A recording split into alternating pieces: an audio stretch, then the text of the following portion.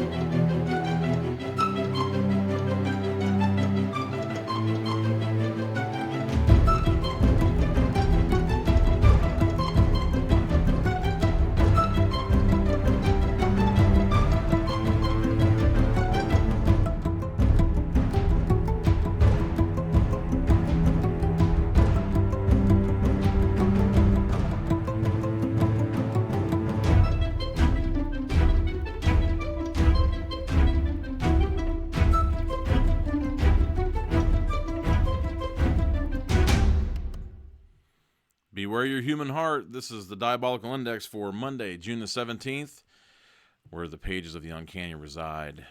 This is Corey Dawson from Moreland Manor. Through the deluge, as they say. Did a lot of hydroplane, a lot of surfing, a lot of skating, but I made it. And Andrew and his squeeze made it too. So here we are. Hopefully you're doing well. Hello, Robin from Orlando. I have to say, I have been totally swept away by all the photos that you and Ben have been putting up. Totally jealous, but I'm really, really glad that you're having a good time down there. I know how difficult it is to get away sometimes. So, also, thanks to Ashley, Emily, Tom. Am I missing anyone? I don't think so. Yeah. Thanks, everyone, for stopping out. It is an incredibly interesting character that I'll be talking about tonight. However abbreviated. I called this Introduction to Silver John because I doubt that I'll be able to get through as much just connections and folklore and interesting stuff to do with the character tonight, but we'll see. But speaking of interesting things, there is a few days. It's been out a few days. Dramatized story from Tales from the Bud. Dr. Hayes and Sir Midnight over there at Tales from the Bud have put out a new story, and I have to say I had a absolute blast doing it. The art that has to do with it is really gruesome, and so is the story, but there's definitely a twinge of humor in there. I had a blast doing it. Did you bring that tongue up? Okay, cool. It was so much fun. It was an absolute blast. I believe the artist's name is Melissa Panth, so check her art out. It is some wild and crazy, I don't want to say garish, definitely ghoulish art that she gets into, and it's full of creativity and and craziness. So there you go. Go to Anchor, Spotify. I think they're on Apple too as well for Tales from the Bud. The name of the episode is called Tongue in Cheek, and it was a complete and total blast, especially since they kind of let me play with this chef character who comes up with an exotic dish to impress his clientele, and make of that what you will. Definitely check it out. Tales from the Bud on Anchor, Spotify, Apple, wherever you can find them. Check that out. Also, on the horizon, totally cool. You've all met Betty Rocksteady in one way or another. We had her on for the interview last weekend, and she's been popping in for the Choose Your Own Adventures and whatever she's awake to check out. She said she might start come in tonight, but we had a little bit of a late start, so she might already be abed, a snooze, like the little who's and whatever. But hey, what are you gonna do? Anyway, I'm always tangential. Can't get away from it. Next thing I want to talk about is Cursed Passages, the channel, the horror narration channel that I do with Stephen Gillespie from Possessed Radio. We haven't been around for a minute. He's been doing a lot of really awesome adulting.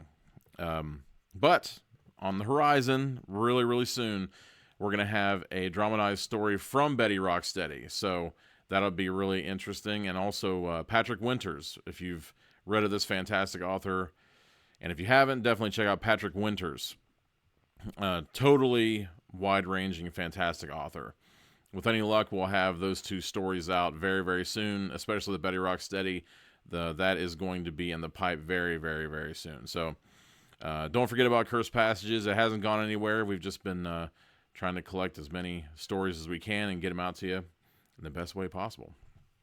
And actually, a word about narrated stories on the internet.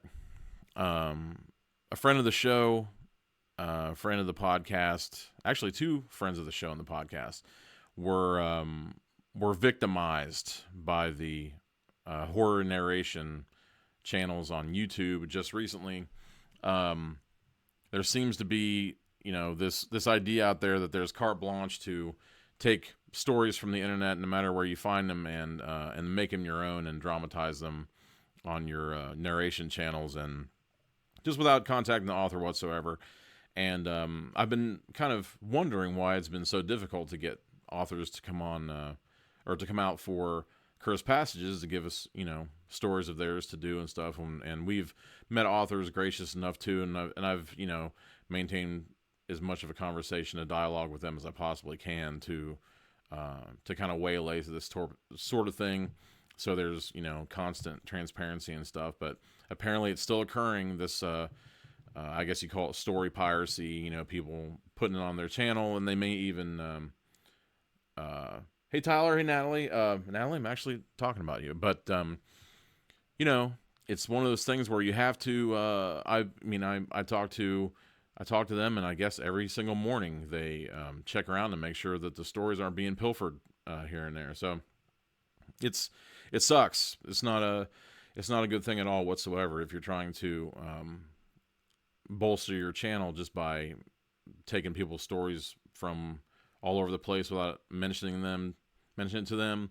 And even if you put the title of the story on your channel, there's no guarantee that anyone's going to find out that you've done it just to bolster your own brand and whatever. So it sucks. And especially after this little problem, I'm going to be keeping an eye out for friends of mine when if I know the names of their stories, if I know where they're located. I'm definitely going to keep my eyes peeled for anything that I see, and where someone takes advantage of these creative people because they can't come up with their own shit. So anyway, there you go.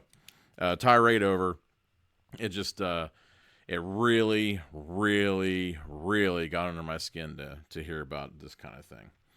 And it also, it's gotten in the way of what we've been trying to do as well. So ever vigilant from this day forward. I'm keeping an eye out, seriously out. Okay, so basically tonight, I've been so pumped about this. As soon as I really dug in, it was one of those wonderful things. I think I saw Donovan out there. Donovan, awesome. It's great to see Donovan coming around too. A great writer in his own standing there. He just put his first book out, and I totally apologize. I can't remember the entire name of it, or I would plug it right now, but I can't remember the entire name of it. It's got a 3-word name, but it's about the Dragonborn and people with elemental powers and stuff like that. It's a lot of fun. Emily, I couldn't agree more. Neighborhood Watch for the story pirates, which, that kind of gives them a little bit more charm than they deserve, but that's the deal. But anyway, tonight it kind of sprung from this, it's a great feeling when you can just kind of finally get to a story or a character that you've been wanting to check out for a long time, and maybe kind of touched on at some point, but you haven't really had a chance to dig in with both feet. And Black Dragonfire, thank you, Donovan. Donovan's book, Black Dragonfire, on sale now. I'm assuming Amazon, anywhere you can find literature. Black Dragonfire, Donovan. I always say it wrong. Blaisdell. I think it's Blaisdell. Donovan Blaisdell. Check it out. So, when it comes to Silver John, Manly Wade Wellman is the author of the Silver John stories, and the 2 books that I'm going to be going over tonight, not in their entirety. I'm going to kind of touch on some themes, different stories, different instances, situations from the books. John the Balladeer was the first book that was it was originally released as Who Fears the Devil. And one strange thing about the release of Who Fears the Devil, I believe that there was this push to make it seem as much like a novel, like a one-piece thing as possible.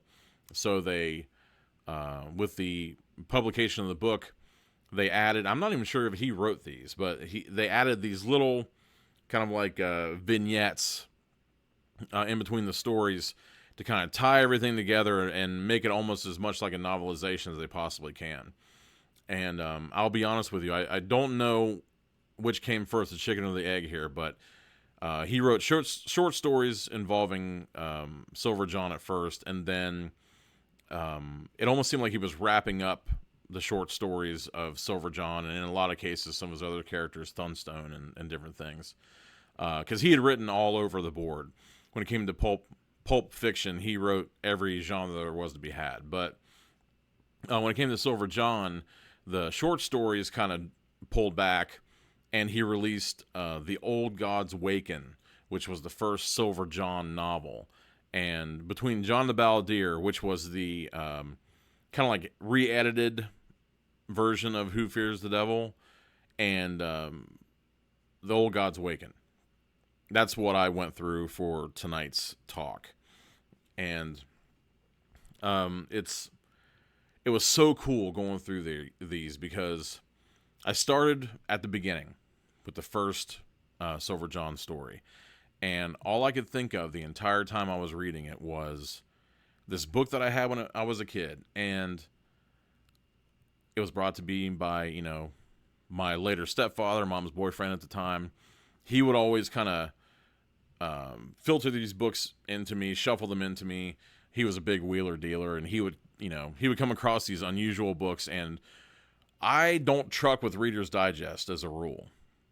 As a rule, I do not truck with Reader's Digest. There's nothing I hate more than abridged works.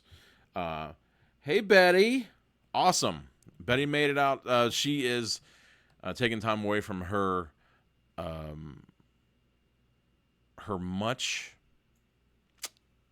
her unnecessary beauty sleep. How about that?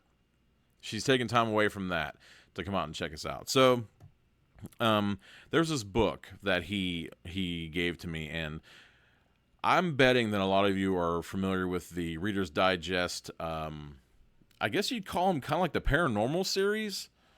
I think they're called Secrets of the Unknown? Mysteries of the Unknown. Mystery of the Unknown. Reader's Digest put out this series of books called Mysteries of the Unknown, and I think that's where their true value lied with that stuff, the collections of that type of non-fictional esoteric stuff. And one of the things they put out was one called American Folklore and Legend, I think. Or was the other way around? Am I getting it right? And I'll never forget the cover of this book. It was so interesting. It's kind of like this subdued roots and things, like kind of like growing over each other, and it shows Pecos Bill in the background, and you know, different heroes of lore and different things that had happened through folklore and whatnot. And I remember as a kid, I read this book from back to front.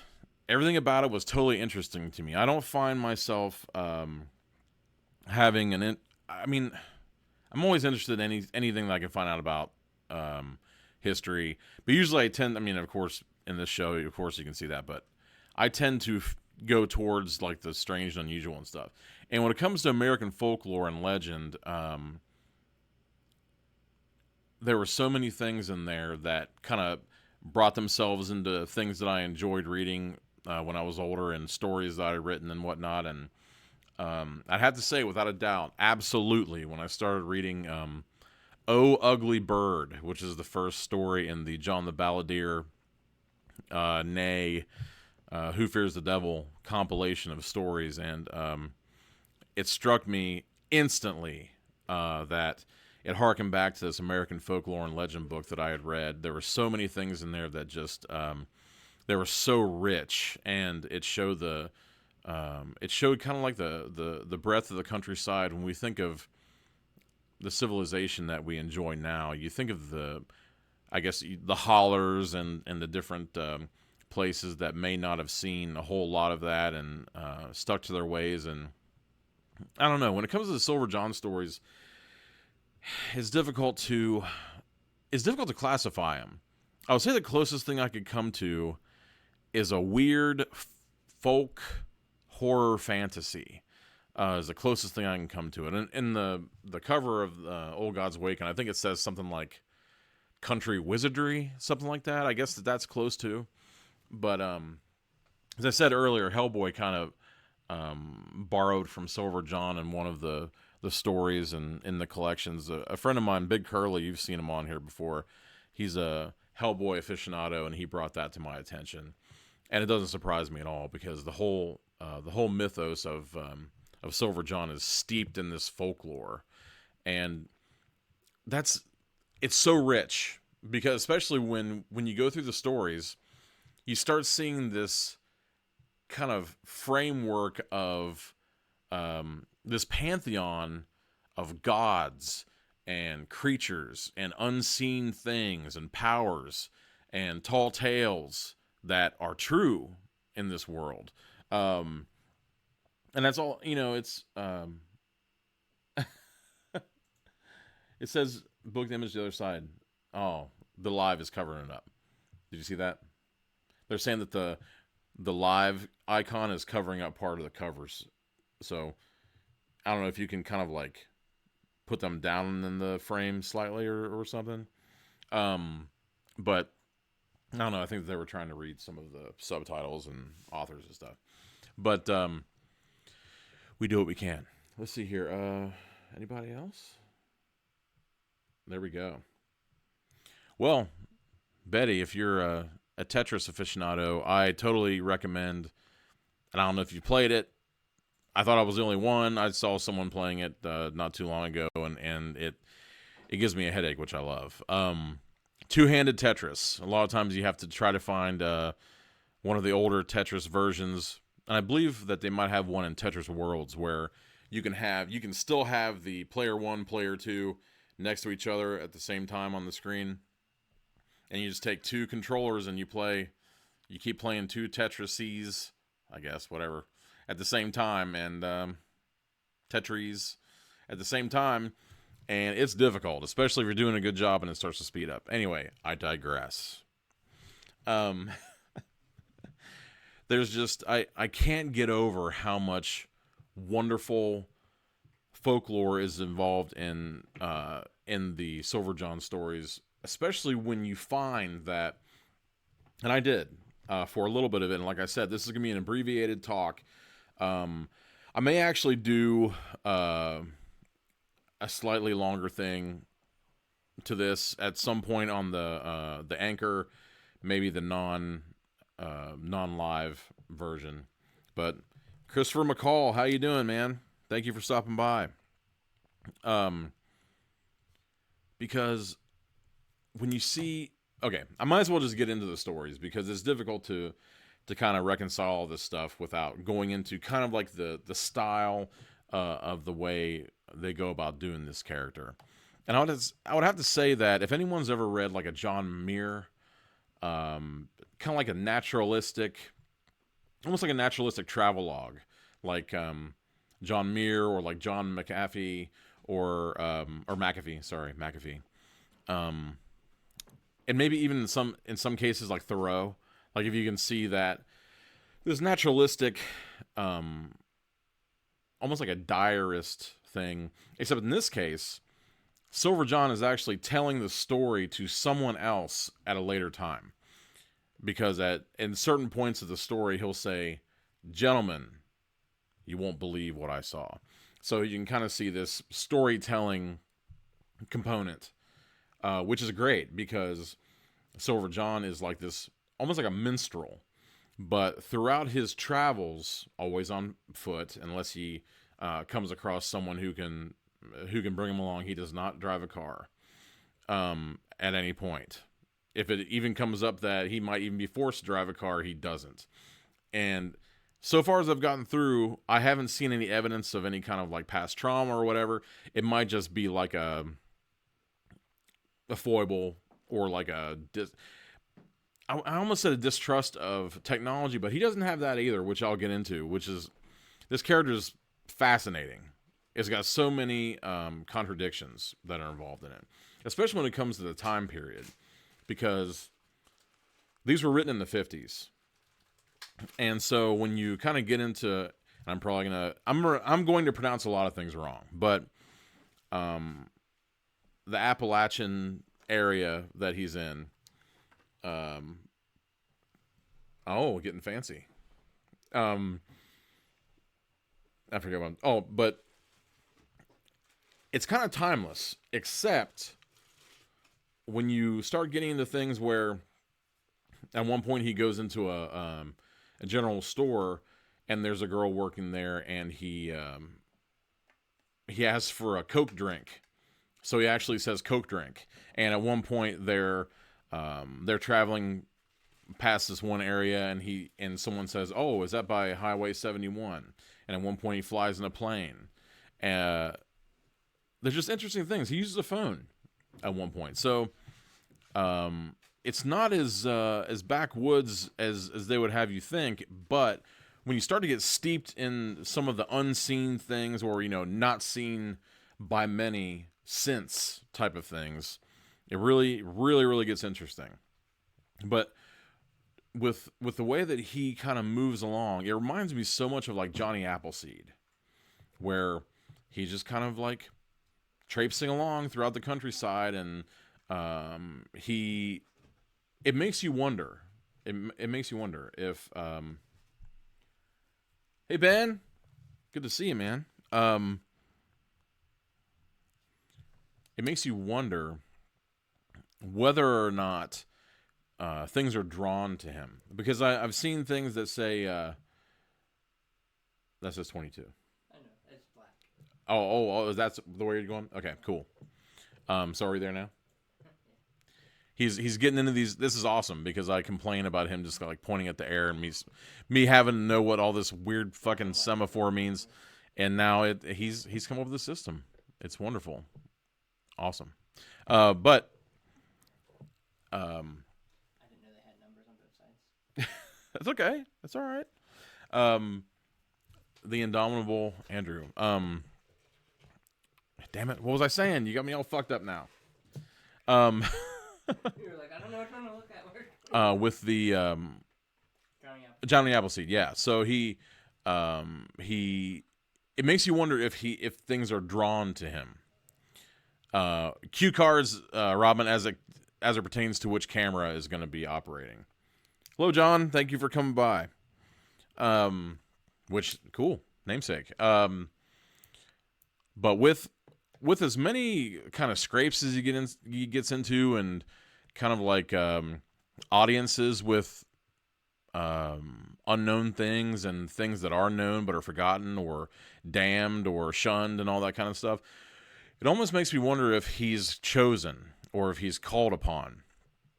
I've seen things that say that he was supposed to be kind of like a mixture between Johnny Cash and John the Baptist. And there are a lot of I was actually talking to Mary earlier about this. There is this really interesting not necessarily a hierarchy. It's a pantheon of things that exist in Silver John's world, and very, very few things are left out. But I'll get into the stories, and then you'll kind of see what I mean, because a lot of this stuff is really difficult to explain. Let's see here. All right. So the first story is called "Oh Ugly Bird," and the first thing I thought was "Oh Ugly Man," that McDowell movie. But basically, I'm going to try not to spoil as much as I can, but a lot of the folklore is so interesting that it's going to be difficult not to get through some of it at least. But an "Oh Ugly Bird," it's as simple as someone throwing their weight around town, and that's usually kind of what happens in these stories, so far as I can tell. There are elements that kind of keep cropping up in the stories, and one is kind of like this person who throws their weight around, throws their money around, power, which is kind of it's a classic idea. If you have people who are kind of living in the sticks and they haven't got a whole lot, but they're honest people and fair, and then you have someone who thinks they can just buy and sell anyone like a penny a pound. It's what happens. But the interesting thing about this is usually behind these people who have power, you find that their power has either been gotten way back in their ancestry through some kind of evil, dark deed when it comes to the supernatural, or some sort of witchery, or some sort of deals with undead things or old gods and stuff. And it's wonderful. I'm sorry, I'd get really excited when I talk about this because it's just enthralling. And I'm not even getting to the damn stories. I'm just going off. But with these stories, it's so interesting to see how people react to them now, because they're not slow. I consider them to be like some of the best folklore based stories. I guess what you'd call kind of like the precursors for the urban legends and stuff. It's a really quick read, I found, and the characters, even though there's not a whole lot to a lot of them, you recognize them. You've met people like this, and in a lot of ways, you want to be some of these people. Simple, honest, and fair people, and I don't know. It's really interesting to see people complain that there is no gore in these books, or in these stories and books. At least the ones I've gone through. There's a lot of something that I think is kind of underrated, but I think it's kind of coming back, which I've seen, kind of decried in a lot of movies that have come out, where stuff can happen off, if you're thinking of the book as a film, things are happening, or like off page, like rather than off screen, things are happening off page. And there's a really quiet triumph that happens, when I've seen him kind of like called a romantic hero rather than a fantastical one, because there's a level of positivity, like there's a level of hope that has to do with all of this stuff, because at the end of the day, he's kind of just like a simple guy, but it's not one of those things where he's so simple that he hides all these secret powers and stuff. All he's got is a guitar with silver strings, But when you're talking about, what they call the purest metal and all that kind of stuff, it comes in handy a lot. I mean, I would venture to say almost every time it comes in handy for him. And in this case, there's no exception. Oh Ugly Bird, he comes into this town, and he basically comes over the hill. Hey, Jen, thanks for stopping by. Yeah, Jennifer, you can find, in fact, as far as I can tell, if anyone else is interested, on banned books and all over the place. I think speculative fiction warehouse or something like that. They have free John the Balladeer, Silver John stories that are up now. You can find them out there, so you can read full stories online for free here and there. Because I don't know what the public domain, the licensing. I don't know how the rights. I don't know how that fares now, but I do know that Hafner Press, I think that's what it is, Hafner Press, just put out a complete John the Balladeer collection. And as far as I know, it's massive.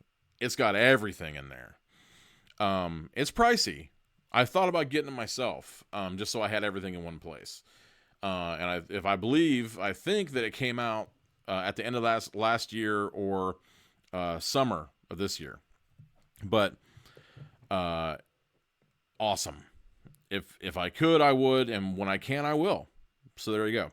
But yeah, definitely check out Silver John the Balladeer. Manly Wade Wellman is the author. But definitely look around if you need a good primer into his stuff. You can find those online for free.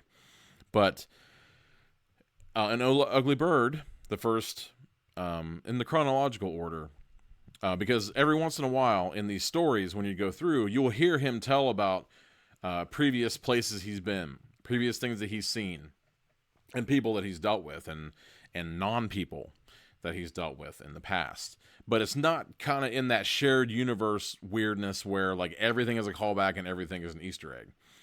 It's not like that at all. It's just, the way you'd relate it in a story, which is absolutely what these things are. So he just comes over the hill and he sees two men quarreling or whatever over this like stockyard and all this type of stuff. And he kind of butts in. Or not, I don't want to say butts in, but he basically shows up, and they see he has a guitar. And one thing about Silver John is really, really cool, and I think adds to his character.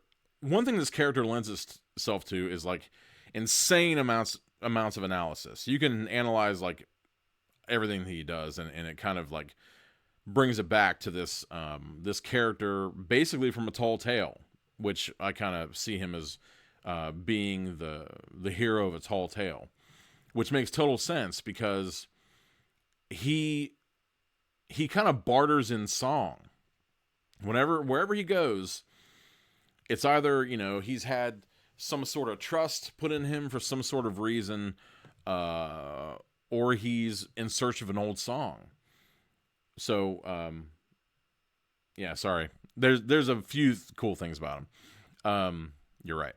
But, and I got to thinking about the whole the importance of song in these books, because he'll walk up and he'll see someone quarreling or talking or having it out or whatever it is, and sometimes when he can't kind of like get into the conversation in any other way, he'll just make up a couple of lyrics to a song that sort of it kind of burns the person. And in this case, it kind of happens that way where. I think this guy's name is Anselm, and he kind of walks up to him and he sees this guy having it out with him, and he says, Anselm, everyone, what was it? He says something like, they all do what he says, or like they all listen to him, they all, bow to him. I can't do the rhyming because I'm not exactly sure how the name was pronounced, but basically. He basically wrote a little song saying that this guy bosses everybody around. And the guy was only interested in the silver strings. And you find that this guy is afraid of silver. So when he sees him in well, first of all, he asks the older guy who has the farm. He asks him, he's like, who is that guy? Do you rent from him or whatever? And they basically say, no, he's just a big man around here, and you kind of have to do what he says because he can do things. And John's like, well, what do you mean? What can he do? And one of the things was a man refused to, give him a chicken. So he pointed his finger at the guy's mules, and they wouldn't move an inch until he gave him the chicken, and then they were able to move again. And a lady saw him walking past her window, and all of a sudden she hid like a pie she had made. And she made it, or he pointed at her, and she couldn't speak until the day she died. So he's like what John would call a hoodoo man. And it makes him, is this a statement? Is this supposed to be saying, that people who throw their money around, like they couldn't have gotten it through, or their power around, they couldn't have gotten it through normal means. They're like touched by evil or whatever like that. Whatever it is, it's very, very subtle, and it's not, it doesn't hit you over the head. And so then, because the guy said he wants this cornmeal or whatever, and he says, well, don't worry, the ugly bird will be around to claim his cornmeal anytime now. So they're just standing there, and all of a sudden this gigantic, ugly bird flies down. And it's ugly for a few reasons. Number one is that, it's just evil incarnate, number one. It's got this, they call it black as wet slate. Its body, and it doesn't have any feathers on its body. So it's like this black skinned bird. And then it has these crazy feathers only on the wing parts. And this kind of struck me really, really odd. Especially if you really think about every bird you've ever seen. And it said one of the attributes of the ugly bird is that its eyes are in front instead of on the sides. So it's looking at you like a man would. And its claws, it's got talons on its feet. But when the feet pick up the bag of meal, it's as if Mr. Anselm's hands were the hands of the bird. Because it's got human fingers with long talons. So just really crazy. And so it flies away, and John starts to kind of put two and two together about this guy. And every time he sees him after that, he ends up seeing him in this kind of general store. And every time he sees him after that, he presents silver in front of this guy. He brings out silver coins to pay the clerk and stuff.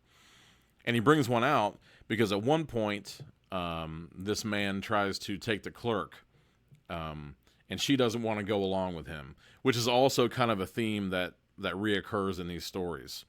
There's a lot of hunting for treasure. There's a lot of property stuff. There's a lot of trying to get the girl and forbidden love between two feuding families. It happens a lot in these things. So along with all the crazy stuff and the fantastical stuff that happens kind of in the Smokies and things and the hollers and whatnot that he goes through the mountains. There's also stuff that anyone anywhere could understand. It totally makes sense. So he basically brings these guys back with him to face John in the general store and to claim this girl. I think her name was Winnie. And he wants to claim this girl, and he's using these guys. And the guys aren't thugs. Not all of them, anyway. Some of them are just kind of people from the town. And all he has to do is say that he wants something done, and they do it because otherwise they might be struck blind, or their children could die, or all their crops could, go up in flames. They don't know what's going to happen with this guy because he wants something, and he'll do anything to get it. And there's a lot of things that he can do that other people can't do. So John this is not his first rodeo by any stretch of the imagination. He's ultimately confident when he is, especially when it comes to men.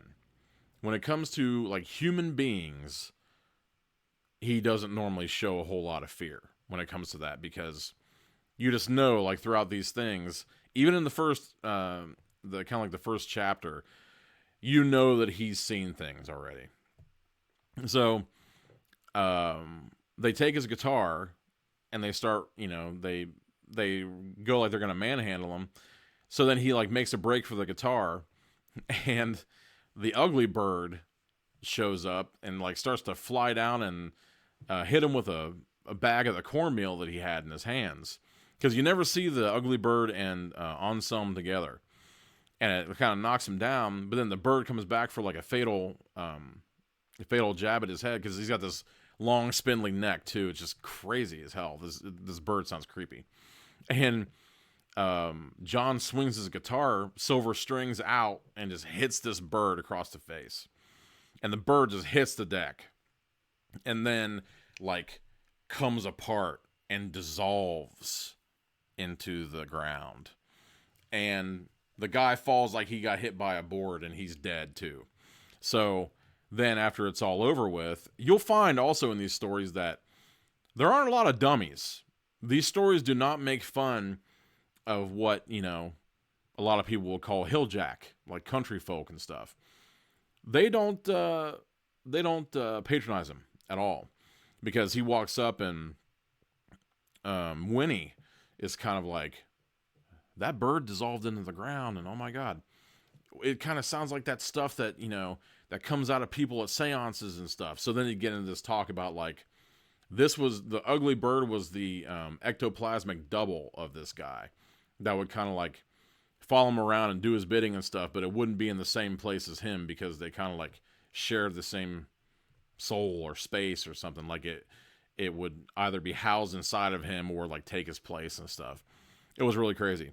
So, that was a total spoiler. Sorry. But it's the first story of this, and it kind of like lays the groundwork a lot for what happens in the future.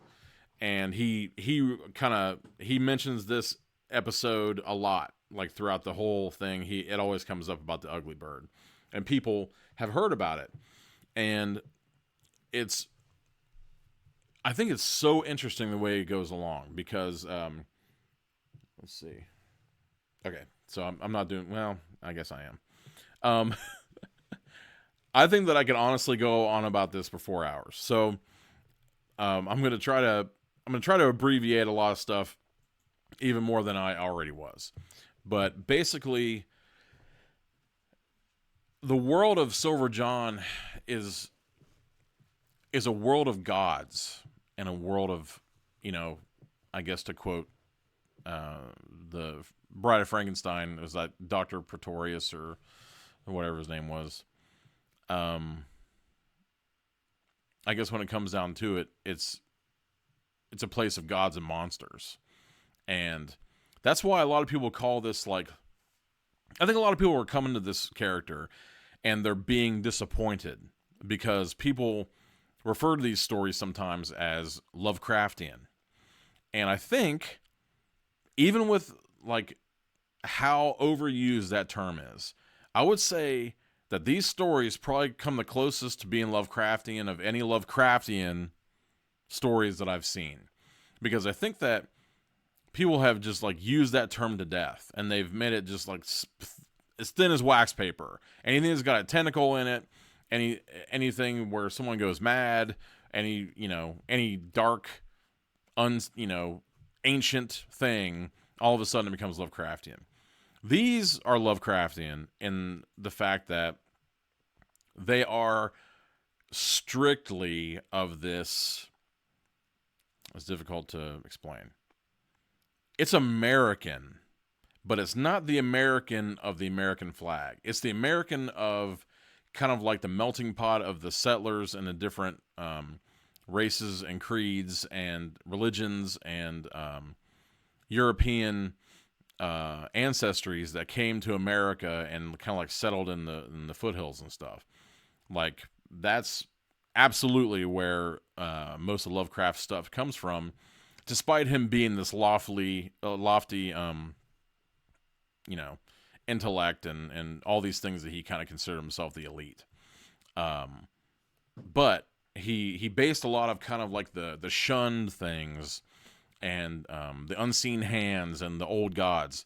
Like, they usually touched the people that weren't, out in the streetlights. It was usually in the sticks where this stuff happened.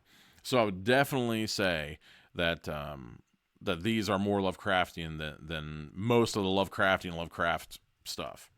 But the pantheon in these stories is so interesting.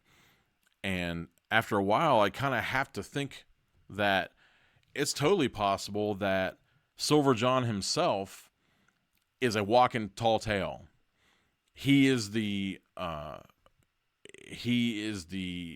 subject of tall tales at this point, even.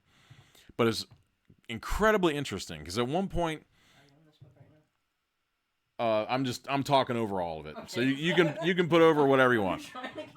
He's like, which book do I put up? Which of these fucking covers do I put up? It's like, you can put them up. You can just like cycle them if you want, because I'm just talking about. It sounds like you're talking about both of them. I am. He's like, are you talking about both or one or neither? What are you talking? What the fuck? No, it's true. I'm just like talking about all of it because if I go through it like one by one, I just looked at the time and I was like, man, I've already been talking for like 45 minutes. I haven't even like taken a breath practically. Totally cool. No, dude, they love it when you interrupt. They love it. Andrew is like you're the what's that guy's name? Nelson? Who's the guy that lived next door to Wilson? No, is that his name? The guy over the fence? Yeah. Okay, yeah, you're the Wilson of Diabolical Index. So yeah, I'm just gonna go ahead. I don't know how far over we're gonna go time wise, but I'm just gonna keep going. So the Pantheon of Gods is really interesting because at one point, and it's gonna totally slip my mind what it's called, what the story's called. I think it's called like Come Out into the Valley or something like that. They've all got stories like that, and all the stories kind of sound like songs, which is where this whole idea of the song, which I kind of like, I left behind. Hey Justin, what's up, man? Thank you for coming out. You're gonna love this. You're gonna love this. Because all I could think of was he's on the lookout for old songs. Wherever he goes, he's always looking for the oldest songs. He wants to collect the old songs and sing the old songs, which are stories, which is kind of like where the epics came from, like the lyrical poems and the giant stories of old that were told in rhyming pentameters and stuff of these gigantic deeds and whatever. That became, and you can even like put it to like murder ballads that exist that like tell the story of these dire consequences and stuff, and they're all stories. So in collecting these songs, he's kind of like collecting the stories of an age and stuff, and it just there are very few things fantasy wise, and I even like hesitate to call it that. That doesn't even explain it all the way. There are very few things like that don't seem apart from America. There are a couple of authors who have kind of done these rural American folklore things, and I would be surprised if mainly Wade Wellman wasn't in their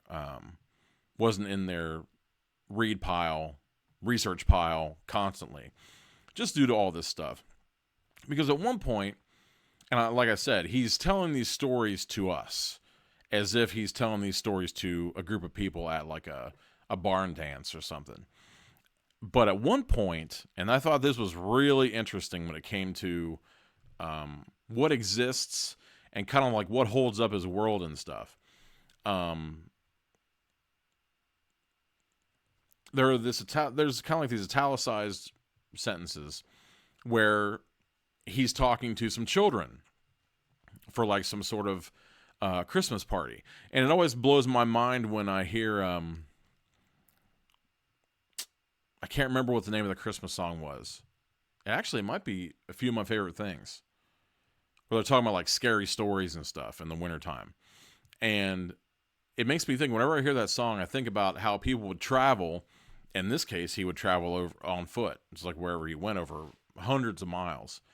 You would travel for Christmas, and you would stay at someone's home, and it may have taken you 2 months to get there. And then you stay over the Christmas holiday, and then you depart. So it may have taken you 2 months to get there, and then you stay for a couple of months, and then it takes you 2 months to get home, or maybe less or more, who knows. just due to the wintertime. If you got there before wintertime, you'd be there through the winter. But it just made me think of him sitting around at some place that he ended up kind of shambling to, and then he stays there and tells these people of his stories and stuff.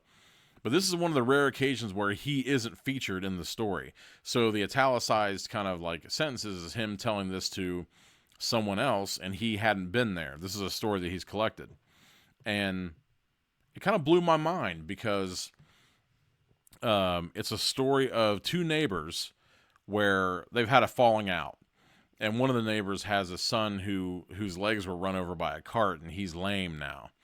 And he barely gets off the cart to come out to even like see the sunrise and stuff.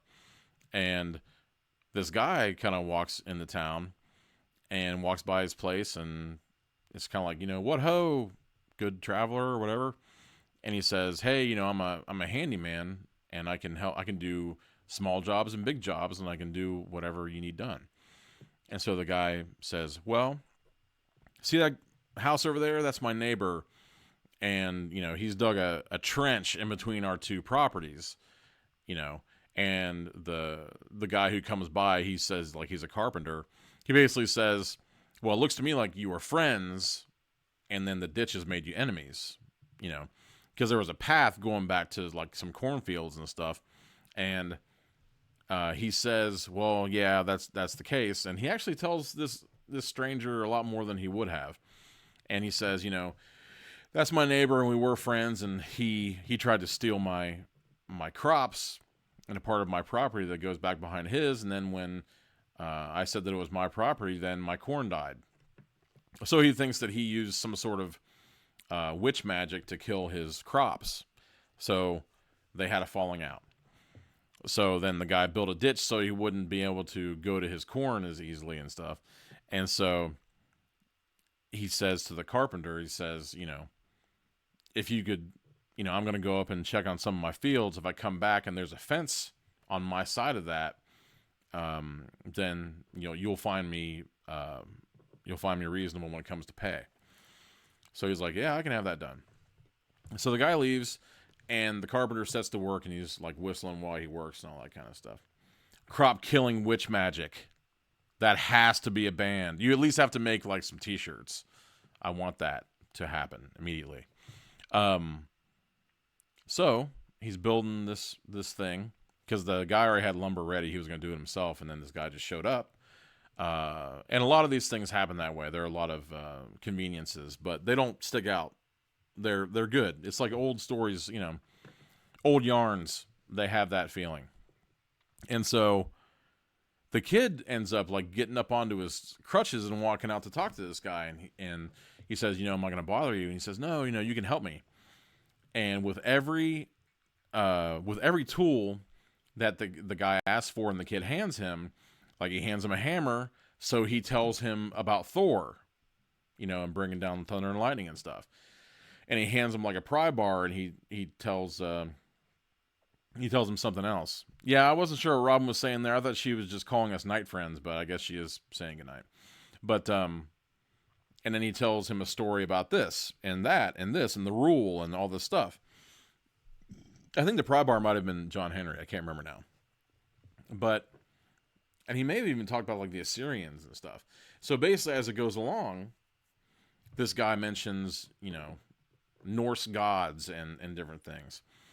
And so then when it's all over, the neighbor who wants the fence built comes back. He's like, what have you done? And the kid's like, oh, he built this for you, Dad. And he built him a bridge over the ditch. Instead of the fence to keep out the neighbor, he's actually built a bridge over to the neighbor's property. And once the guy realizes this is what he's done, the hated neighbor from across the ditch comes over the bridge and says, I hated myself ever since I dug that trench, and I knew this was going to split us apart. And I was mad at the time. I didn't know how to explain to you that I wasn't a warlock that could have done these deeds to your crops. And the other guy like feels really sheepish and realizes that this is what he should have done all along, and they apologize and make up. And then before he leaves, he touches the child's head, and the child can walk again. He walks over to the two men, and when they look back to see the carpenter, of course the carpenter is gone. And when the kid tells them that he was 6 foot even, they say there's only one man that's ever been 6 foot even in history, and that's been Jesus Christ. So I found it really interesting that they kind of had this, and this is, of course, is like a Christmas parable and stuff that John is telling, and chances are, I mean, it could have been a song. A lot of times he tells stories like in a song, but I found it really interesting that they made this depiction of Jesus, kind of lay down the history of Thor so easily, and that's kind of something that goes really strong in these stories where everything exists. The entire pantheon of gods that can exist does exist. Every god. And in fact, in one story, I'm getting all these stories mixed up, but basically in one story, there is a guy who comes to this shack where he was, John was just rolling in, and he ended up getting a pallet bed from these guys, and they were going to feed him and whatnot. And a guy walks up and says, I hear your song, and you talk about the ancients and what they hid in these hills and stuff, and that's what I'm looking for, and I need 4 men to come with me. So he draws a star in the dirt, and he calls down, and I found this very interesting because they talk a lot about like the good book, and mostly in terms of good and evil, not so much like pious or heretical. It's mostly talking about like good and evil. So I found it very interesting that when he like draws the star and he throws this parchment down, then they invoke Lucifer's name. They invoke all these angels' names, including Lucifer and some old. I think that they may have even talked about some hermetical guys, like some alchemists and stuff. So everything exists everywhere, and especially these people come across these insane creatures, and I mean, at one point they talk about this ritual called a dumb supper, and basically the dumb supper is when you set a table, and you set an extra setting for like an old lover that you want to return and stuff. And if they truly love you, then you'll see like a ghostly doppelganger of them sitting in the seat where they had been. And at one point he finds out about this almost like a Hatfield and McCoy type of feud that went on between these two families, and it's really kind of reminiscent of that, and maybe even like the Montagues and the Capulets, where this daughter wanted to marry one of the hated guys, and then her father ends up killing her so that she can't marry this guy, and the guy ends up dying too. And John comes across her in this shack that he finds during this incredibly horrific storm, and when kind of like, I think it's called like the latch strap, and old shacks, they have a strap that they would leave outside so you can tug on it and come in, and it's basically like a welcoming thing. If you don't see the strap, then they're not taking visitors. But of course, he opens the door, and he Emily, yes it is, by the way, it is. I think I would have liked it slightly better if it would have gotten a little bit jangled towards the end, but it is kind of fading slightly, so I guess that kind of makes up for it. But so he meets inside the shack.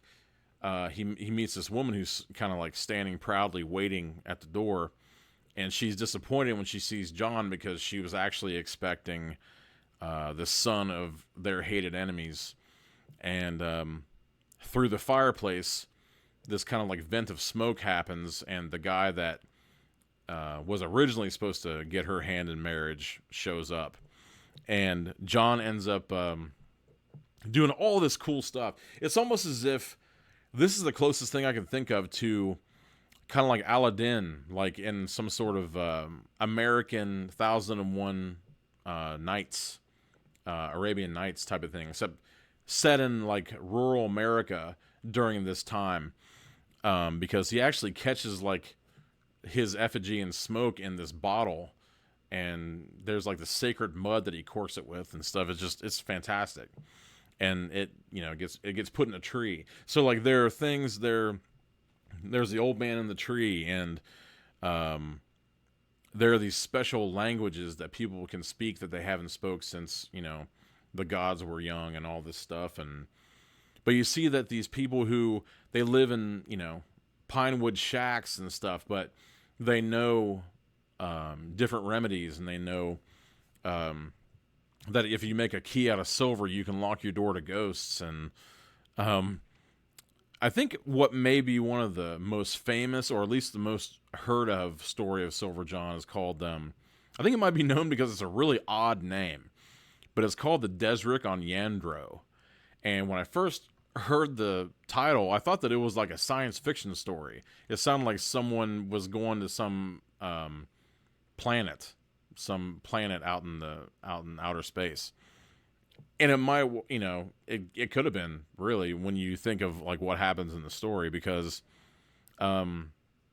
he shows up at some barn party, and they bring him in and say, hey, all you can drink, all you can eat, and but you got to play your tune right and make sure these people dance and square and all that stuff. So it just so happens that there's this guy at the dance that hears him sing this song about the mountain at Yandro, and the guy walks up and he says, my name's Yandro, and I've heard tell of this mountain. And I think that there's something in that mountain that I need. You've spoken my name, and we need to go to this mountain. So John's like, well, you can't get there easily. And the guy's like, I get whatever I want. So here we have again, like, the guy who gets what he wants is kind of like in almost the antagonist role, but then, he makes use of John. And the interesting thing, or I keep saying the interesting thing, one of the many interesting things about Silver John is that he doesn't necessarily take sides, but he knows what side is right, but he won't back down from something that's being done. Even if it might involve, like, maybe it even, like, risks his life or whatever. But it seems like he always finds some sort of good that can be had, or at least, like, protection that he can provide in all these situations. So he rarely, I don't think I've seen him not go ahead with whatever somebody wants him to do. So they fly, and they take a bus, and they do all these things, because this guy has, like, a limitless supply of money. And they go to the mountain Yandro. And so he's told of the Desric on Yandro, which is like a lean-to shack. A Desric is like a lean-to shack, I guess. So they get to Yandro, and they see this shack. And, Castle of Otranto. Now you're speaking my language. Good stuff. Yeah, Jennifer mentioned the Castle of Otranto, Walpole, Horace Walpole, seek it out. I think that's the one. Correct me if I'm wrong. I think that's the one. Yes, Horace Walpole. And also Gormenghast. But that's a little bit more kind of soap opera-ish. But anyways, they get to the shack, and they meet this old wizened lady at the bottom of the mountain, and Yandro's like, is this where we need to go? And John's like, no, this isn't the Desric. That's way up the mountain. So the lady kind of like bads him in and says, I can help you. I can tell you what you need to know. I can give you shelter or whatever. And she tells him of the Yandro that came before, which was his ancestor, who had known of this witch in the desert at the top of the mountain, and he kind of pitched woo to this witch in order to find gold or treasure of some kind, wealth. And when he finds it, then he dips. He leaves her with her unrequited love on the mountain. And the song that that John sang at the barn party is the song that she sings aloft to bring the Yandro home. And so the lady in the shack at the base of the mountain tells them about other things too. And it's where this is the second story in the collection, and I loved it so much. It gave it a real kind of like Lewis Carroll feel at some point, but you know it's deadly serious. So it doesn't, it's slightly whimsical, but it's not absurd. It's not goofy, because you know that she's deadly serious. So she names off kind of like the perils of the mountain Yandro, and she says, you know, if you don't pay attention, you can fall victim to these things. And that, you know, something that like walks behind the trees is called the, you know, the Bemet or Bamet. And it says it's got a nose that can reach out and grab you, and it's got, you know, ears that could hear the moon scraping against the horizon, and it's shaggy all over and it's whatever. And they said, oh, I think you mean like a woolly mammoth. And she says, I don't know of this woolly mammoth that you speak of, but the Bemet is on the hill. And she says, no, you'll hear this calling in the air from, you know, like this giant flying thing called the toiler, and it sings out to the other creatures of the mountain for their supper. It lets them know that feeding is at hand and stuff. And there's like a kite-shaped beast in the sky called a skim, and there's like this mat on the ground. I think the skim is actually circular. It looks kind of like a plate flying through the sky. Now on the ground, there's this flat thing that can like roll up your leg and wrap you up, and it's called a flat. And then the culverin, which is kind of like this anteater looking thing, I believe, if I remember correctly, that like it'll spit like stones at your head and knock you out. So the behinder can get you, which is this thing that no one has dared see, because if they turn their head around, it'll jump on their shoulders and they'll be killed like instantly. Probably most likely of fright when this thing sees them. And it just kind of calls to mind, you know, what it must look like when someone's kind of like set upon by this thing. You see him walking, and there's this shape just kind of like creeping up behind him, waiting for them to turn around.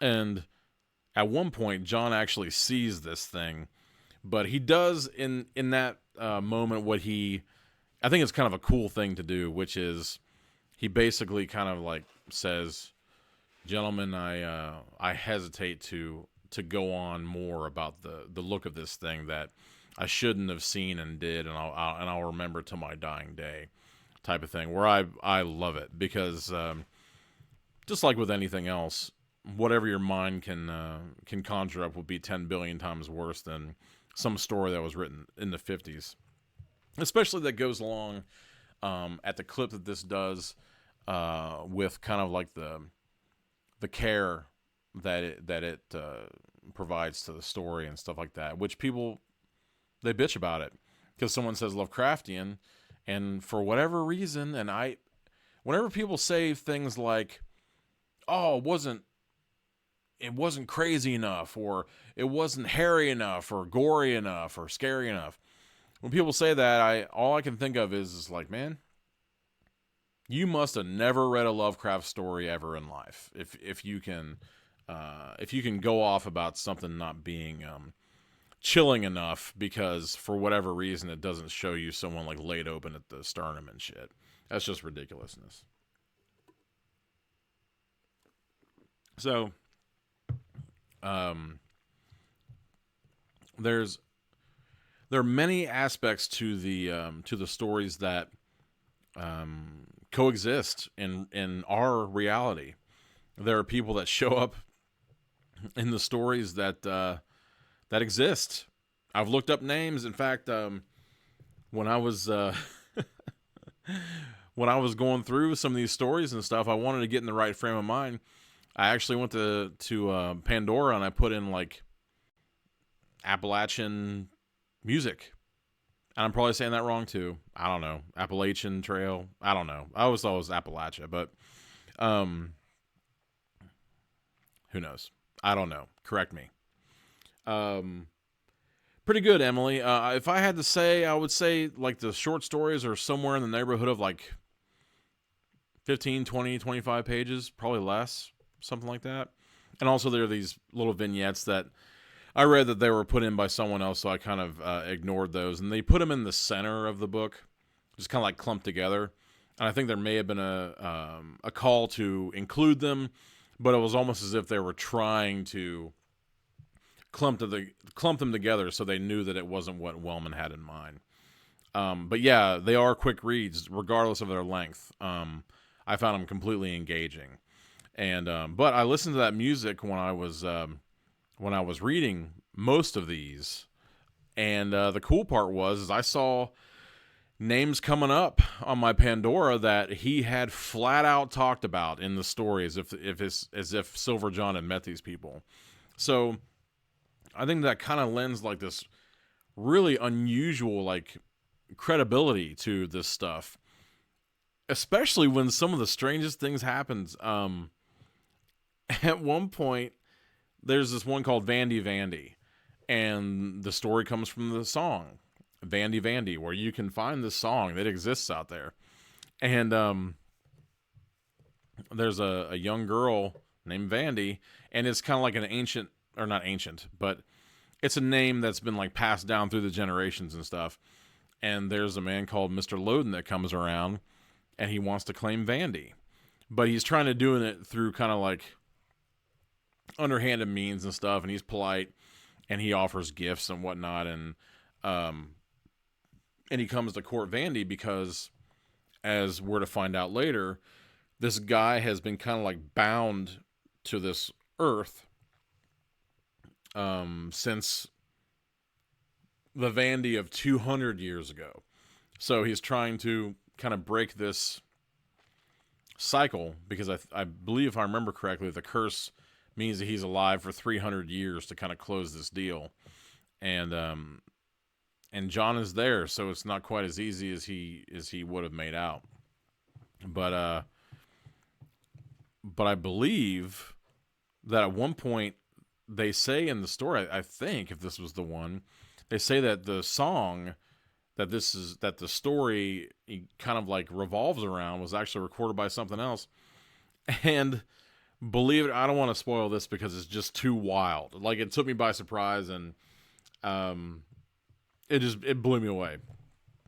But let's just say that due to a really unusual circumstance that kind of puts this Mr. Loden at bay or whatever, a really famous, almost like an effigy of a really, really super famous American icon shows up to save the day. And it's really fun. It's really, really fun. And, you know, there are complex ones, and there are really simple ones. There's a lot of unrequited love. There's a lot of mistaken identity. There's a lot of mistaken motive that happens throughout these stories. He's called to the bottomless pool. There's one called One Other. He's called to this bottomless pool, or he was going there anyway to find out about a song that had to do with the bottomless pool. And it turns out that there's a girl who's like summoning him there. But it was an interesting wrinkle, because you're not quite sure if there might be, he's shown himself to be honest, you know, as the days are long, trees are tall, you know, river runs, all this kind of stuff. He's shown to be that honest, but at the same time, she's been calling him by this arcane rite, where the one other has to be paid she's pledged herself to the one other so that it'll bring John to her, clutches or whatever. For something as simple as he didn't pay her any mind. They were at some party, well, these barn parties. He just, because he's a minstrel, he always ends up at these parties and stuff, and that's how he kind of like has his cornbread and gets a place to sleep and all this kind of jazz. But he didn't pay any attention to her while he was there, so she was like, setting out the clarion call to bring him to her, so that she wouldn't feel the this vain slight by Silver John, known throughout, America as this fantastical hero. And so the one other shows itself, and it is anyone who says that these that these books don't give you like pictures of the creatures that you're meant to think are coming after these people. This one definitely does. And I'm not going to explain it fully because I would really love for everybody to read these stories. But let's just say it's probably more unusual than anything you've ever seen. And you could definitely see it. It's not something that you can't imagine. As soon as they describe it, you can see it. And once you do, you realize that if you saw this thing on the top of a mountain coming, like, crawling its way out of this bottomless pool due to some witch who's trying to put you in her thrall and stuff, it's crazy. It is crazy. I loved all of these. I loved them all. But that one in particular was really great. But see, when the novel came around, because I read a few of the stories in John the Balladeer, and then I decided that I wasn't gonna wait until the end to read the novel. So I kind of read the novel halfway through the collection. And the novel, it refers to things that's happened in his life and stuff. But I have to say, in all honesty, the novel is kind of just more of a pregnant short story. It doesn't. I'm kind of glad, though. I'm kind of glad that it doesn't take him out of America. Sometimes I've seen stories where they'll have stories and they'll set in a certain place, and then in order to, I don't know if it's supposed to kind of like justify the novel, it'll take them to Europe, or they'll go to a completely different environment or whatever. And in this case, they didn't. Luckily, it just ends up being kind of like another episode on the way out. And as much as I hesitate to say it, I wonder if Supernatural really took some cues from Silver John, because they just kind of like travel around. I don't know much about that show. Are they driven by anything, Andrew? Like, does something tell them where to go? I don't really watch it. Okay, he doesn't really watch it either. Not to say I didn't like it. I watched a couple of episodes with Mel. I know there's salt involved. There's salt? Like, It's interesting. That's one thing that hasn't shown up in the Silver John that I've read. I haven't really seen a whole lot of salt, but he actually, and this is definitely what happens in this book. He meets this family, and the family has an elder son and all this kind of stuff, taken after the father. The Creed family, or no, Creed is the name of the father. I think Luke is the name of the son, and John comes in, and Creed has a problem, and that is he has had this trail as part of his property that goes up this, this small, I guess you call it like a small little piece of mountain range. And he's come across these two guys, the Voth brothers, VOTH. Which, it's difficult to come across a name that sounds like that without these guys being the villains, but that's okay. These guys are basically putting posts on his property to close off one piece of it that they think is on their property due to this deed that's older than before time began. But the deed says that on the left side of the trail is their property, but it just so happens that he's moved the trail due to different like floods and different things that have happened over time. So the more and more he finds out about these Voth guys, like they kind of fight him about taking these posts out.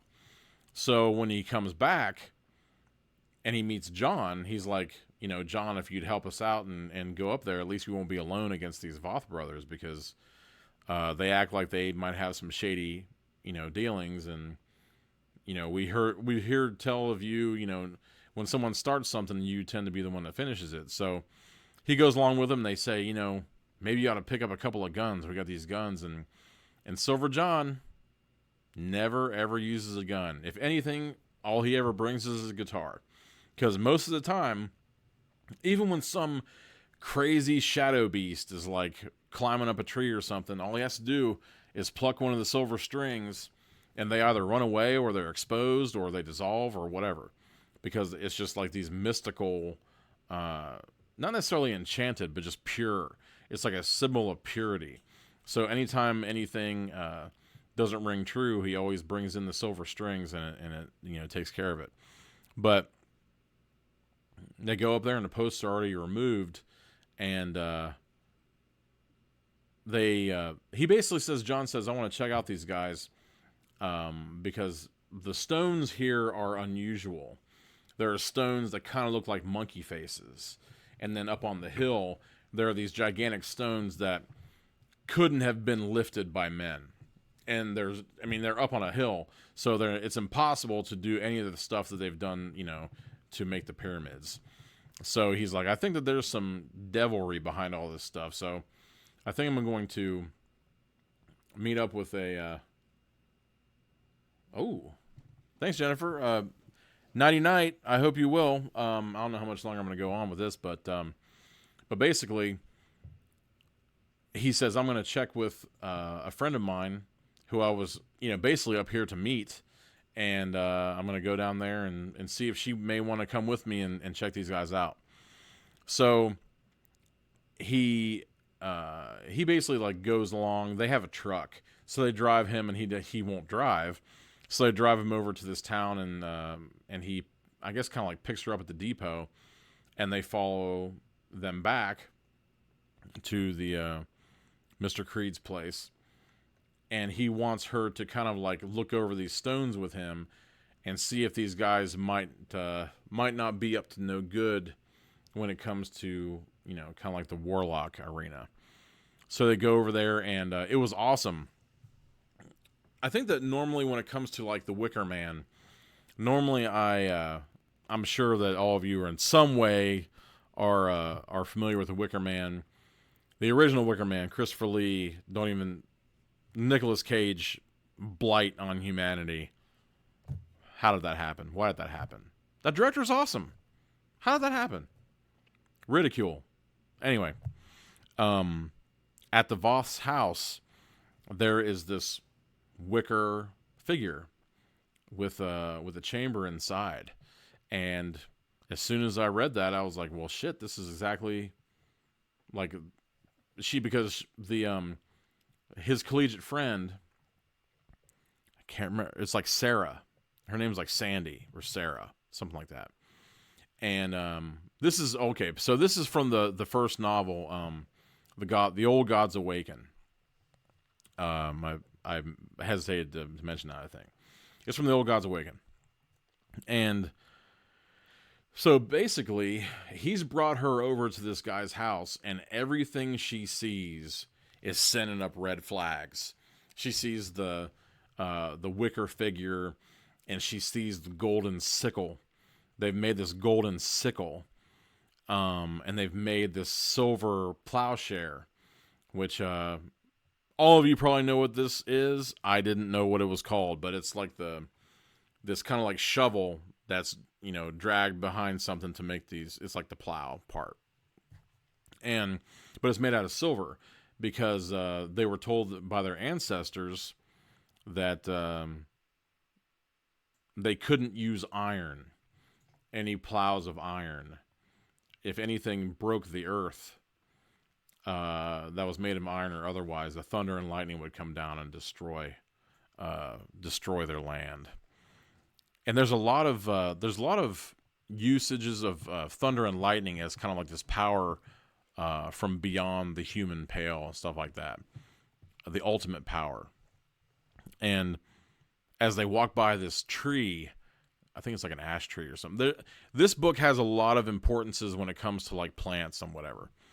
And there's something kind of like hanging from a branch that he can kind of see out of the corner of his eye. Well, there you go. Yeah, absolutely, Emily. The one that I actually used kind of like a little bit more of a colorful cover for the one I had him put up for the Old Gods Awaken. The one I have looks much more Tolkien-esque. So I used this one instead so you could see that figure. So yeah, absolutely the Wicker Man. Except the one in the book, it's not that large, I don't think. I think it's kind of like abutting the house. So it doesn't like tower over. It's not quite so conspicuous. But there's something hanging from the tree when they walk by, and he kind of like says out of the corner of his eye, it looks kind of like a mix between a bat and a monkey, but he can see like kind of like these sparking eyes and stuff. And there's just bad juju all over this place. And they can both feel kind of like almost like this fog of watching. Wherever they go, they feel like they're being watched, and things are like moving around them, and they have eyes on them all the time. Like this guy has like minions and as Brad Pitt would say, secretaries of secretaries, just like moving through the woods, just watching everything. And also, there's a lot of instances in these books where the woods watch you too, where there are like day trees and there are night trees. And if the night trees don't want you to be somewhere, then they'll close in like a crowd and keep you from seeing your way out and stuff like that. Awesome. It's just so great. So this is kind of like the story where I kind of say it's pregnant because he employs a lot of help in this book. Usually it would kind of be like him and the people who were involved, and then that would be it. With this, he gets her, and then the elder son kind of takes a shine to her, and he's been to college too, so they kind of know some folklore among both of them. And on the way back, they kind of like take their time looking at the stones and stuff. And when they get back to the house, she does like a almost like a binding, like a protective spell over the place.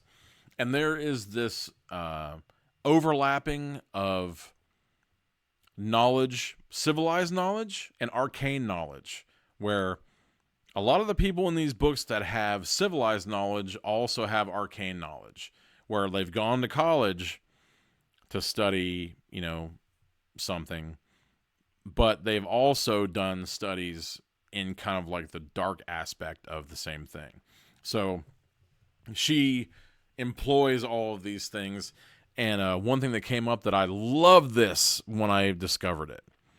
And I hadn't known about it for so long. And I had read about vampires since I was a kid. And you had to really go into like, you got to find the good research materials when it comes to these kind of like creatures and monsters that are steeped in folklore and stuff from European lands and everything. There's so many rules that they overlook because they're not sexy or crazy or creepy or whatever it is. I don't know, whatever it is. But I found out that you can kind of thwart a vampire by getting him to count things. And then when I found out about that, and I thought about the damn count from Sesame Street, and I was like, wow, man, how long has this information been out there? And I've missed this.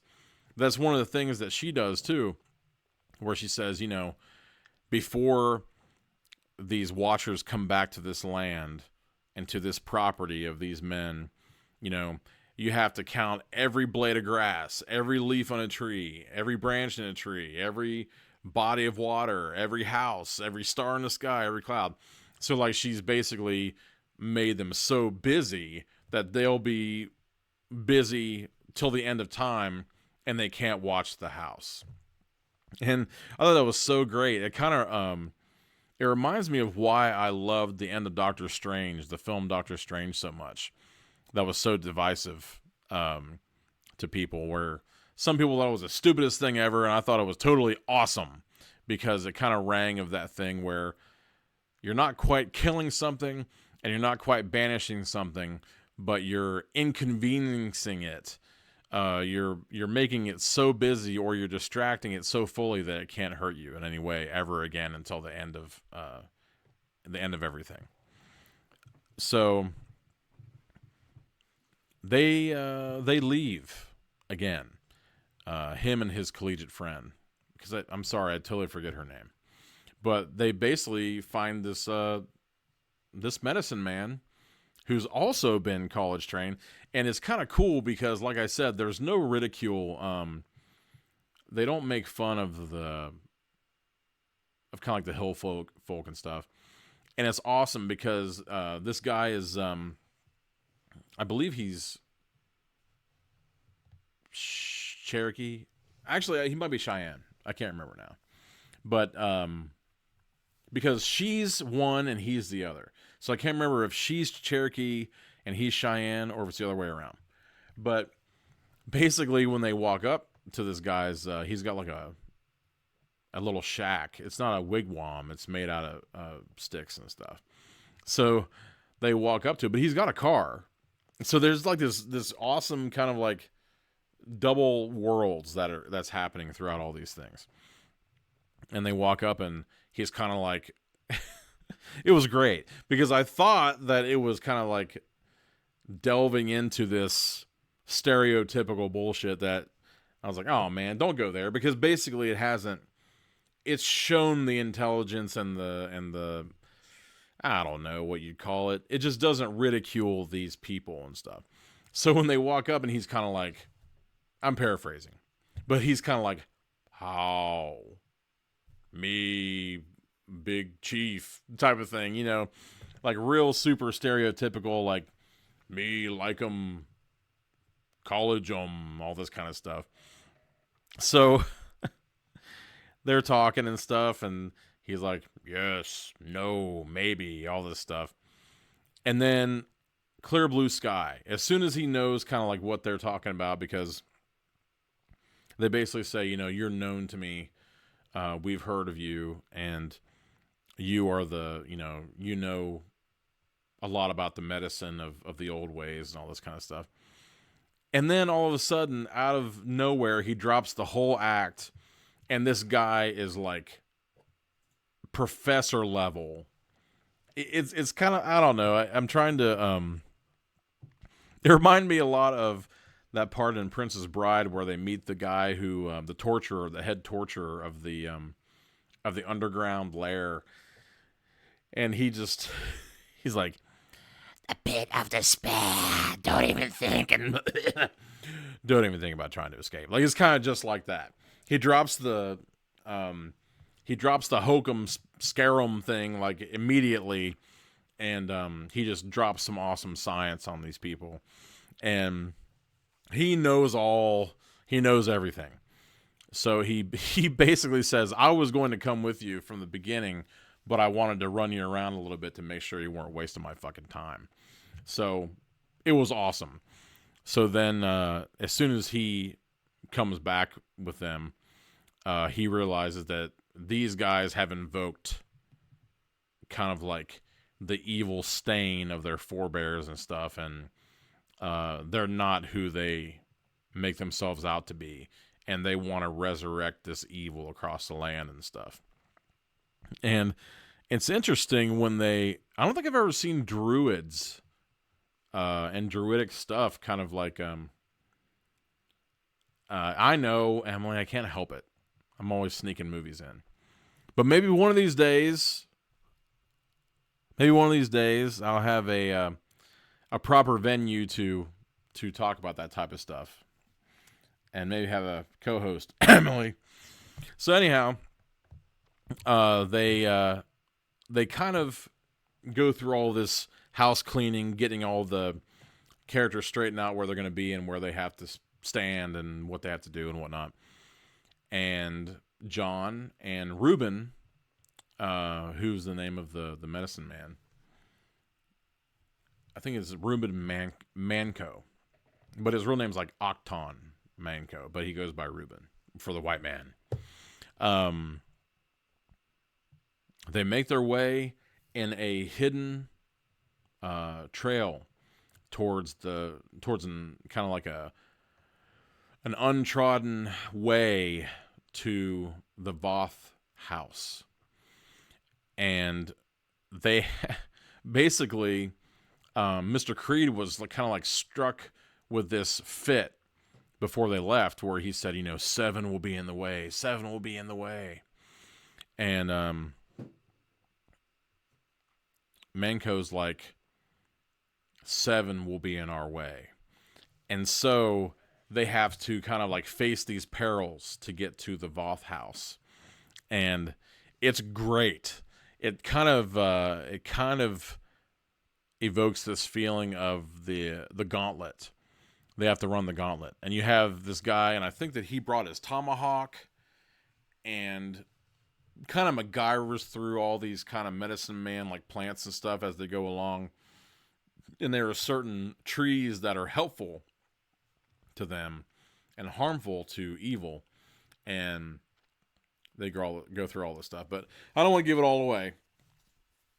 I end up really liking it. And it's not as long as you would expect. I think that it's probably something like 5 times as long as a short story, which I liked. It didn't feel the need to be this gigantic doorstop of a book, which I think you'll find with books of that time. They're thinner, even hardbacks. They're thinner hardbacks. And there's a lot to it, but it doesn't seem like it because you just blow right through that thing. Awesome story, great characters. There's tons of interesting folklore throughout the entire canon of Silver John. And when it comes to like the thinking of him as like this walking, talking, tall tale, it makes sense because at one part in one of the stories, he actually goes like, you'll see like in like the second story, he'll say, when I was on my way to such and such, I passed by blah, blah, blah. And then he won't mention that again. And then, a few stories later, he's there. Like he's traversed this place and made it to where he said he was going to be like 4 stories ago. But like I said, it doesn't kind of like come across as this weird Easter egg. It just seems like the normal progression of the story. But he makes his way to this place called Sky Notch. And it's called Sky Notch because at the top of this mountain range or whatever, there's this gigantic cut in the spire of it. And it kind of looks like almost like an alligator's mouth being open. And the top of that is kind of like this weird collection where like water collects there. And it'll... I think that there's like a waterfall there. But whatever it is, it's over this town. And John is actually there for a concrete reason. There's been an inheritance because a relative of someone who lived there has died. And everyone trusts John to get things done. So they give him the inheritance to bring up to this guy. And it turns out that this guy's daughter has been taken by a giant that lives up at the top of Sky Notch in a shack right by that kind of like lagoonish area up there. And anytime, someone tries to come up to get him, the giant says that he can call down lightning to kill whoever gets in his way. Because the girl, it just so happens, is something like 7 feet tall. She's massively big. Not giant big like this guy is, but she's big. So he's like, this is the only woman that could possibly be my consort or whatever. So he gets her, and this one kind of like really has a level of fantasy to it. I thought was pretty cool. But when they talk about giants, they talk about kind of like the giants in the earth from the Bible and stuff, where they're human, but they're the old type, like kind of like the sons of the gods and stuff. So John's like, he doesn't recognize me. He will kill any one of you. And maybe I can kind of be strange to him where he won't just like throw down a rock and kill me instantly. So it turns out to be true. And when he goes up there, he basically finds out that he brought the girl up there because he didn't want her to die. The water was going to be swollen and kind of like erupt onto the town because of this storm that was coming. And everyone blames him for the storm because he can call forth rain and lightning and whatever. But he basically says, I knew this was going to happen. I didn't cause it myself, but I knew it was going to happen. I didn't want her to die because I want her for me. And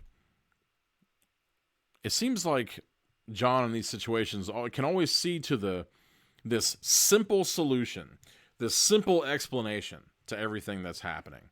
So he says, there's a rim of this thing where these rocks are in the way that can't be moved by a regular man. If you were to move them, the water would be diverted and the town could be saved. And the guy's kind of like, his name's Rafe. He's like, why should I save these normal people who don't realize that I'm the son of the gods, and they look on me and they try to get me to join their circus shows and all this kind of stuff. So John's like, I'll do it myself then. So he like runs over and he tries to move this thing with like a piece of hickory. He gets a piece of hickory and goes over there and tries to move these rocks, and it's just ridiculousness. He can't do it, and she runs over to help, and she can't do it either. So finally, the giant just can't stand watching these fleas, these gnats, try to do something that was meant for kind of like the son of gods. So he's like, get out of the way. And he walks over there, and even him, with his great strength, he just wears like just skins of animals. Like he basically wears like a bear as a outfit, and he's got like almost full animals as shoes and all this kind of stuff. He's just so massive. But his muscles have to strain so much to move these rocks, it just tears the back out of this skin that he's wearing, and he calls down lightning, and it it atomizes the rocks and fucking makes, like, it just puts scars all over his arms and everything, and just blows everything in Kingdom Come. But the rocks are destroyed, and the water is diverted. And after it's all over, you find that this guy's got ulterior motives that might surprise you. So, but during the whole thing, when he was trying to kind of like reason with Rafe, the giant, to do this thing, John said things like, well, you're not the only one. He says, oh, I am the only one. I'm the only one that exists and has ever been, and all this kind of stuff. My mothers and fathers were in the dust long before everything. I'm the last of my kind. And he says, well, haven't you heard of Paul Bunyan? And Rafe is just like, oh, you mean the guy who, the man who was in that log splitting contest in the West or whatever like that? And he's like, yeah, what about him? He's like, oh, he's a puny in comparison to me. And he says, well, have you heard John Henry with his iron and all that kind of stuff? He said, is that the man who set that train to rights and all that kind of stuff? And he's like, yeah. And he's like, yeah, he was as strong as you. He's like, no one's as strong as me. But and he mentions a couple other guys I've never heard of, but I'm sure that they exist in folklore, because none of this stuff just comes from nowhere, as far as I can tell. I mean, maybe some of the creatures and stuff he may have kind of played with to make him his own and whatnot. But in this world, as far as I can tell from what I've read, all the gods exist, all the creatures exist, and all of the tall tales are real. And which makes me think that, that's why John kind of comes off as Johnny Appleseed, because he searches for songs, and he's probably the subject of songs. So, like, it all comes back around. So, in this world, so far as I can tell from what I've read, Paul Bunyan was a real man. And John Henry was a real man. And probably Casey at the Bat. And all of these characters, Pecos Bill, and I'm sure I'm forgetting a bunch, but they all exist just as surely as John exists. He never. I've seen someone try to attribute a last name to him, and in one story, it really caught my attention because he does mention a slight bit about his history, but it's kind of in line with a lot of these histories, especially when it comes to people who are larger than life. It's not as if my father was this and my mother was this and we lived here and we always lived there. And then I left home because I wanted to find my fortune. It's not usually that way. And in his case, there's like an orphaning, and he grew up outside of his own thing. And then he found things along the way, just like Houdini. Houdini didn't say that he was Eric Weiss. He said that he was Harry Houdini from Appleton, Wisconsin and stuff. Like, he built his own legend. And in this case, John was born one, and Paul Bunyan was born one, and John Henry became one. So, but that doesn't make it any more or any less real. Everyone exists. Everything exists. I wouldn't surprise me if later on, the Sphinx didn't walk through town. But it doesn't come off as goofy. It all seems like it's of this same fantastic tapestry. But there are definite notes of horror, especially when you realize that everywhere they're going, especially if you're from there, if you're from that area, anyone who goes out in the woods in their tent, they don't necessarily all think that it's a deer walking past your tent. You don't necessarily think that the eyes you see, kind of glowing in a branch is a raccoon. Like, you don't know exactly what's out there. So in this case, if you're thinking of this dark holler and, the spire of the mountain where, goats would fear to tread and stuff, you don't know what's up there. Huh? No, keep going, you're fine. So I found them completely captivating. And I don't think that it's really strange. I thought that I was going to spoil absolutely everything, but it turns out that there's so many thematic moves and so many elements and stuff that interest me in the folklore and all that kind of stuff. There's so many things that I could talk about that stuff all night long and maybe not even get to some of the meat of the actual story beats and stuff. But granted, he is aware. John is aware of science, and he talks about it. He mentioned the Doppler effect. He actually mentioned those cards that I bring out on Choose Your Own Adventures, the Rhine cards. He talks about the creator of those ESP cards at one point. They mentioned Duke University. It's